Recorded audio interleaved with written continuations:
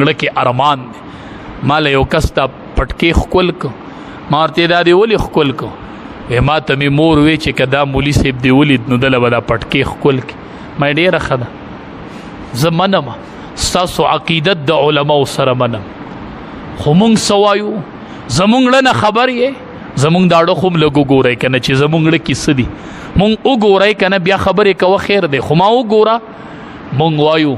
ستا دا پګړۍ خوښه ده پلاره،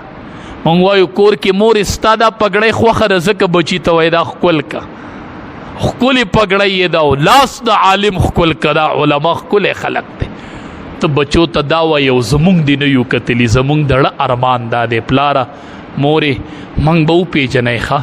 زمونږ دړه ارمان دا دی چې دا بچی دې ما سره سبق وایي،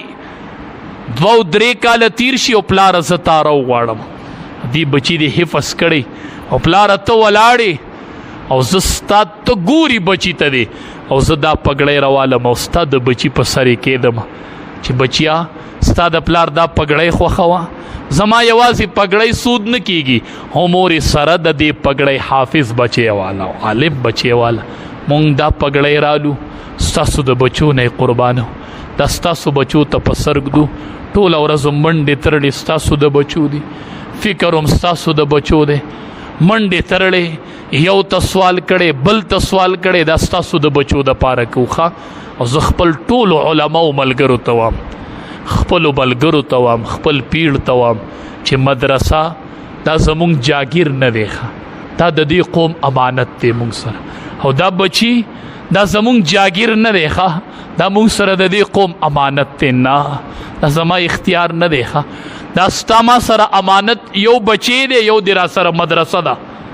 دا بچی دیم امانت دی او دا مدرسه دیم امانت ده. زه علماو ته وایم، خپلو د پیړ ملګرو ته وایم چې دا بچو دپاره مونږ داسې یو لکه نبی علیه السلام به صحابهو ته وي تاسو دپاره داسې یم لکه پلار چې د بچو دپاره، زه تاسو دپاره داسې یم. نبی کریم صلی الله علیه وسلم او دسماتی ته تللی و چې واپس راغی، عبدالله ابن عباس رضی الله عنهما ورله اوبه یخې وي، دا څه وی دا چا یخې دي؟ وی دا عبدالله ابن عباس رضی الله عنه، وی دی خو ډېر رکوټ نه دی، دی ډېر کم عمر و. نبی علیه السلام ورته وی دی خوا راشه د سیزان پورې ونیوي، استاز دی ته وی، شاګرد دی ته وی ښه، ځان پورې ونیو، وی اللهم علمه الکتاب،